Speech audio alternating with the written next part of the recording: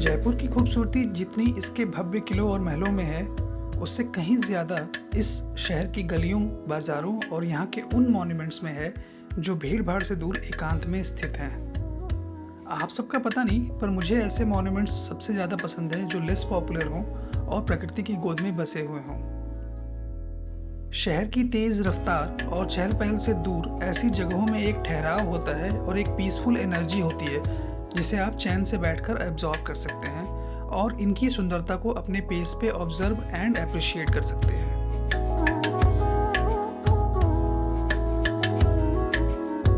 जयपुर के अंदर और शहर की परिधि के बाहर अरावली की पहाड़ियों की नेचुरल सेटिंग में बने हुए ऐसे कई मॉन्यूमेंट्स हैं जो अनफॉर्चुनेटली ज़्यादातर टूरिस्ट्स की लिस्ट में नहीं होते, but they should be because they are amazingly beautiful and unique. Also Jaipur का ये हिस्सा गुलाबी नगरी से काफ़ी अलग है क्योंकि यहाँ का प्राइमरी कलर सुनहरा है और स्ट्रक्चर्स काफ़ी इंट्रिकेट और सुंदर हैं। जयपुर सीरीज़ के इस दूसरे पार्ट में मैं आपको लेके चलूँगा कुछ ऐसे ही लेस नोन मॉन्यूमेंट्स के सफ़र पर जो इस शहर की सुंदरता का एक नया आयाम दिखाते हैं।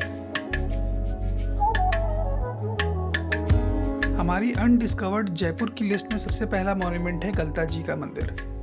जयपुर शहर के पश्चिमी छोर पर शहर के बाहर अरावली रेंज की पहाड़ियों के बीच में एक पास है जहां पर यह मंदिर बना हुआ है।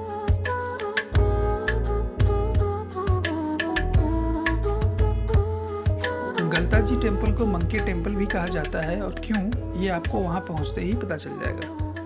आप मंदिर के गेट पर पहुंचे नहीं कि आपको ढेर सारे बंदर आपके स्वागत में खड़े मिलेंगे। ये चुलबुले और लाइवली बंदर यहाँ हर तरफ खेलते कूदते दिखाई देते हैं और इस चक्कर में रहते हैं कि जैसे ही आपका ध्यान भटके ये आपके हाथ से खाने की चीज़ें लपक के निकल लें। पर ये हैं बहुत क्यूट और ढेर सारे। यहाँ मोस्टली आपको रीसस मैकैक ही दिखाई पड़ते हैं और माना जाता है कि यहाँ जो सीताराम मंदिर है उसकी वजह से यहाँ पर इतने सारे बंदर हैं। इन बंदरों के ऊपर नेशनल जियोग्राफिक ने एक डॉक्यूमेंट्री भी बनाई थी और इनकी वजह से इस मंदिर को गलवार बाग भी कहा जाता है। क्योंकि ये टेम्पल कॉम्प्लेक्स पहाड़ों के बीच नेचुरल सेटिंग में बना हुआ है, यहाँ न सिर्फ ये बंदर बल्कि यहाँ की बर्ड्स और वाइल्ड लाइफ इस जगह को नेचर लवर्स और फोटोग्राफर्स के लिए हेवन बना देते हैं। सो आप देख सकते हैं मेरे पीछे जो ये मंदिर का एंट्रेंस है, ये एक माउंटेन पास है जिसके बीच में ये मंदिर बना हुआ है। इसके चारों तरफ हिल्स की एक रिंग है जो आपको दिखाई दे रही होगी मेरे पीछे। बहुत ही काम एंड सीरीन सा एनवायरनमेंट है यहाँ पे। It's really nice place to be actually. जो आपका जयपुर के हसल एंड बसल से काफ़ी दूर ये जगह है और बिल्कुल ही काम एंड सीरीन सा एनवायरनमेंट है यहाँ पे। ये देखिए आप, ये सामने एंट्रेंस है।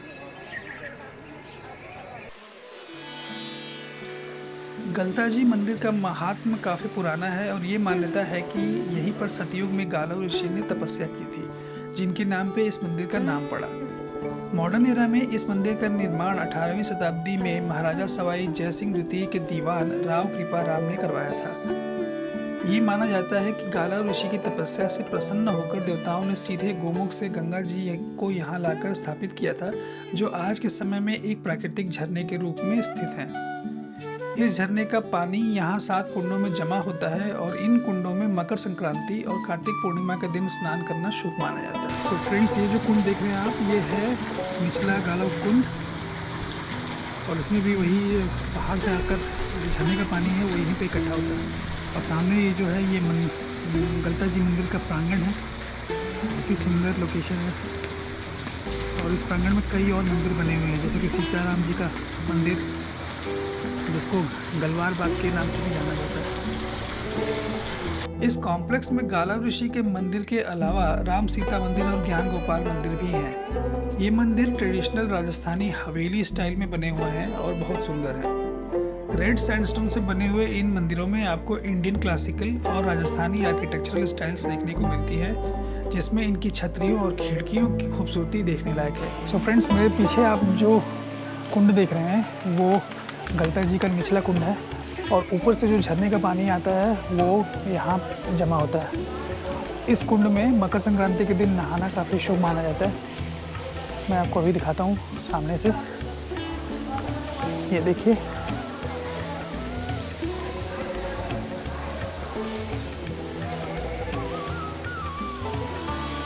काफ़ी क्लियर वाटर है, इतनी सुंदर सी जगह है ये।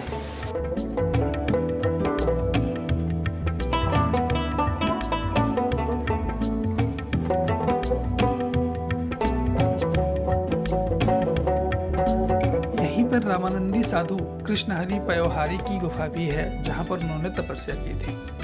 पर बंदरों और एंटी सोशल एलिमेंट्स की वजह से ये गुफा बंद थी जब हम यहाँ गए थे। पर इस गुफा के सामने से गलता जी के मुख्य कुंड की सुंदरता देखते ही बनती है। अच्छा, आपको बताता चलूँ कि इस मंदिर के अंदर जाने के लिए कोई एंट्री फी नहीं है, पर अगर आप वीडियो कैमरा या स्मार्टफोन ले जाना चाहते हैं तो उसके लिए 150 रुपये फीस है। तो जब आप इसे विजिट करें तो इस बात का ध्यान रखें।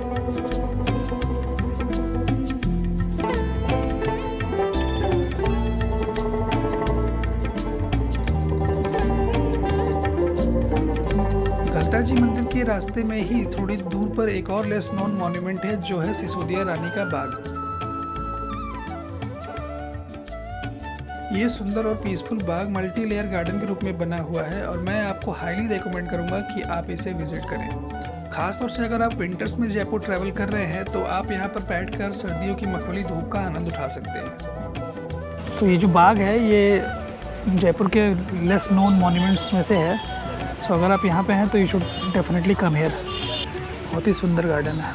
ये सबसे नीचे का जो लेयर है, सबसे नीचे का जो लेवल है ये है, और ये देखिए पहाड़ों के बीचों बीच बना हुआ है। सो जयपुर के ये अननोन अट्रैक्शंस में से एक है ये देखिए। और ये हमारी मोहतरमा बैठी हुई।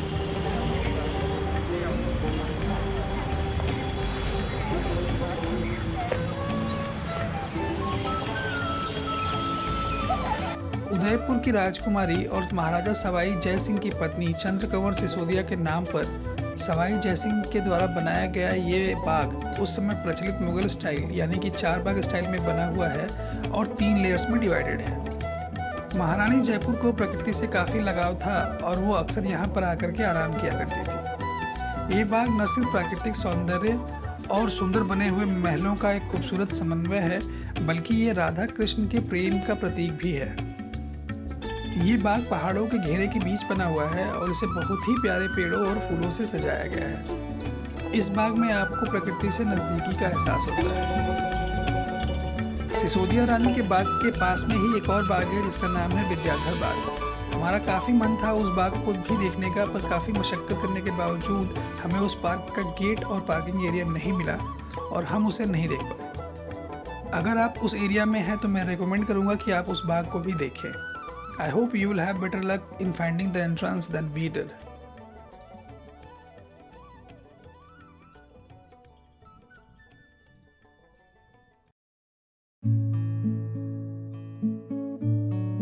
जयपुर के खूबसूरत और अनदेखे मॉन्यूमेंट्स में से जिस मॉन्यूमेंट ने मुझे सबसे ज़्यादा प्रभावित और आश्चर्यचकित किया है वो है गैटोर की छतरियाँ। ये छतरियाँ जयपुर शहर के बाहर नाहरगढ़ फोर्ट की तलहटी में बनी हुई हैं। ये छतरियाँ जयपुर के कछवाहा राजपूत वंश के राजाओं की याद में बनाए गए स्मारक हैं, जिनकी सुंदरता सच में अतुलनीय है। 18वीं सदी में जयपुर जैसे प्लान्ड और खूबसूरत शहर की कल्पना करने और उसे साकार रूप देने वाले कछवाहा वंश के राजाओं की दिवंगत आत्माओं का ठोर अगर कहीं है तो वो गैटोर में है। गैटोर शब्द हिंदी में गए का ठौर को प्रतिध्वनित करता है, जिसका शाब्दिक अर्थ है resting place of the departed. Nahargarh और गढ़ गणेश की पहाड़ियों की तलहटी में बसा हुआ गैटोर कछवाहा राजपूत शासकों का समाधि स्थल है, जहां 1733 ईस्वी के बाद से आज तक जयपुर के सभी महाराजाओं का दाह संस्कार किया गया है।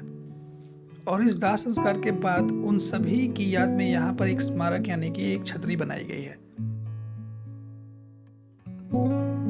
यहाँ जयपुर के संस्थापक राजा सवाई जयसिंह द्वितीय से लेकर अंतिम शासक महाराजा सवाई भवानी सिंह की समाधियां हैं। ये पूरा कॉम्प्लेक्स 3 हिस्सों में डिवाइडेड है, जिसमें सबसे पुराना हिस्सा सबसे पीछे है। इन छतरियों का निर्माण करने में वैदिक नियमों का पालन किया गया है। ये छतरियां पारंपरिक राजस्थानी शिल्पकला का बेजोड़ नमूना है और इनके ऊपर काफ़ी हद तक मुगल और इंडो पर्शियन इन्फ्लुएंसेस भी देखने को मिलते हैं। इन छतरियों में सीढ़ीदार चबूतरे के चारों तरफ का भाग पत्थर की जालियों से सजा हुआ है। केंद्र में सुंदर खंभों पर छतरियों का निर्माण किया गया है। इस कॉम्प्लेक्स के अंदर आते ही पहले चौक के बीच में जो सबसे बड़ी और भव्य छतरी आपको देखने को मिलती है वो है जयपुर शहर के संस्थापक राजा सवाई जयसिंह द्वितीय की। ये छतरी राजस्थान के सबसे अच्छी क्वालिटी के मार्बल यानी मकराना मार्बल से बनी हुई है। ताजमहल भी इसी मार्बल से बना हुआ है। ये छतरी इतनी सुंदर है कि इसकी एक रेप्लिका लंदन के केंसिंगटन म्यूजियम में भी रखी गई है। इस छतरी के चारों ओर युद्ध, शिकार और माइथोलॉजिकल थीम्स डिपिक्टेड हैं। सवाई गंगा सिंह, सवाई गोपाल सिंह जब डेथ हुई तो दोनों में 1.5 महीने का केस था। 1911 1 जनवरी के इनके, 1911 16 फरवरी की उनकी। इसी चौक के बाईं ओर राजा सवाई मानसिंह की संगमरमर निर्मित छतरी है। इस चौक में बटवृक्ष के नीचे भगवान शिव का प्राचीन मंदिर भी है। तीसरे चौक में राजा जय सिंह, महाराजा राम सिंह, सवाई प्रताप सिंह और जगत सिंह की समाधियां हैं। राजा जय सिंह की समाधि मकराना संगमरमर से बनी है तो राजा राम सिंह की समाधि में खूबसूरत इटालियन संगमरमर लगा हुआ है। इस कॉम्प्लेक्स में बनी हुई हर एक छतरी अपने आप में अनूठी और दूसरे से बिल्कुल अलग है खूबसूरती में। हर छतरी जिस राजा को समर्पित है उनके पर्सनल स्टाइल को डिपिक्ट करती है। जैसे कि इस कॉम्प्लेक्स में बनी हुई सबसे नई छतरी महाराजा सवाई भवानी सिंह जी की है जो इंडियन आर्मी में ब्रिगेडियर थे और जिनको 1971 के भारत पाकिस्तान वॉर में महावीर चक्र से सम्मानित किया गया था। इस छतरी पर उनके मेडल्स अलंकृत हैं।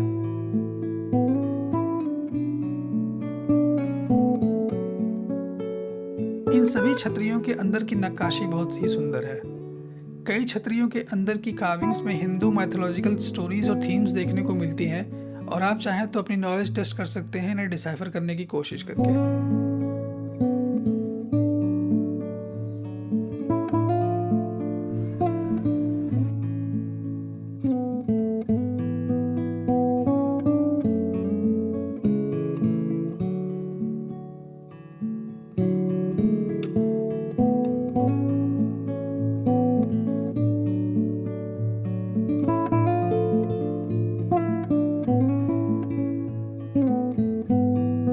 यहाँ पर आपको एक बच्चों की छतरी भी देखने को मिलती है जिसके अंदर जाकर आपको एक सैडनेस सी फील होती है। एक साथ इतने सारे बच्चों की डेथ उनकी फैमिलीज के लिए कितना दुखद पल रहा होगा वो। जैसा कि मैंने आपको पहले बताया था ये छतरियाँ नाहरगढ़ की पहाड़ियों की तलहटी में बनी हुई हैं।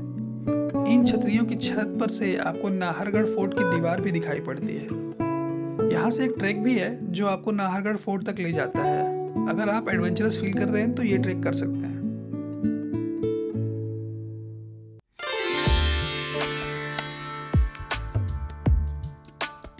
वैसे देखा जाए तो हवा महल जयपुर के सबसे नोन मॉन्यूमेंट्स में से एक है और इस वीडियो की थीम है जयपुर के अननोन मॉन्यूमेंट्स को दिखाना।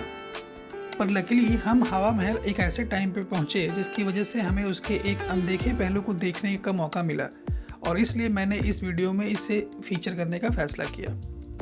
ये टाइम था सनसेट का एंड ट्रस्ट मी सनसेट के टाइम पर हवा महल की खूबसूरती देखते ही बनती है। शाम की लालिमा इस लाल रंग के मॉन्यूमेंट की खूबसूरती में 4 चांद लगा देती है।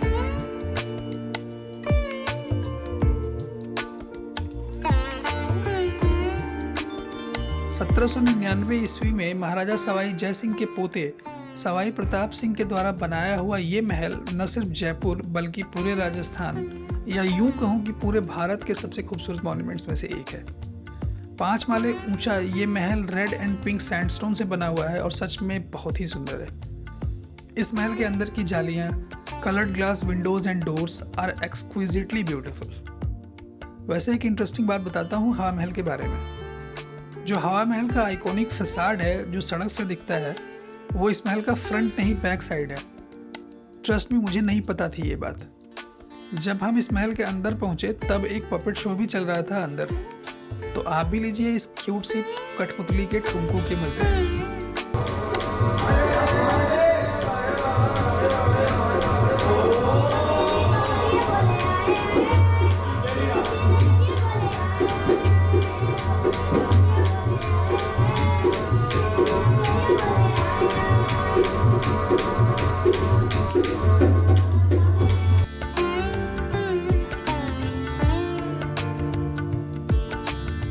जयपुर की कहानी बिना इसके बाज़ारों और स्ट्रीट फूड के बगैर पूरी नहीं हो सकती। जयपुर के बाज़ारों में से कुछ फेमस बाज़ार हैं, वो है जौहरी बाज़ार ज्वेलरी के लिए, चांदपोल बाज़ार जिसे लोकली चंदपोली बाज़ार कहा जाता है मसालों के लिए, और बापू बाज़ार कपड़ों के लिए।